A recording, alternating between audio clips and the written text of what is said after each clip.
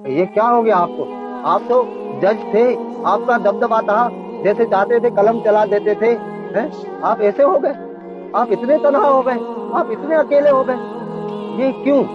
आप यहाँ पे भी जज ही है ना साहब। साहब याद है, मैं वही हूँ जिसकी बाइक चोरी हो गई थी।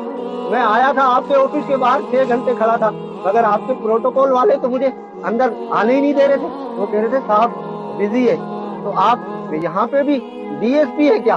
तो आप तो वही साहब है ना जिसका लाहौर में अलग बंगला था, कराची में अलग, इस्लामाबाद में अलग, और आपकी फैमिली यूके में रहती थी। मगर आजकल आप इतनी छोटी जगह में रह रहे हैं, तो लोग क्या कहेंगे? आपकी इज्जत पे बात नहीं आएगी है? जूते भी ब्रांडेड, बनियान भी ब्रांडेड, कपड़े भी ब्रांडेड है, तो क्या यहाँ पे भी सारी चीजें ब्रांडेड है? अच्छा ये बताएं, ये जो आपने यहाँ लगवाए हुए हैं ये कुछ पौधे, क्या ये भी ब्रांडेड है?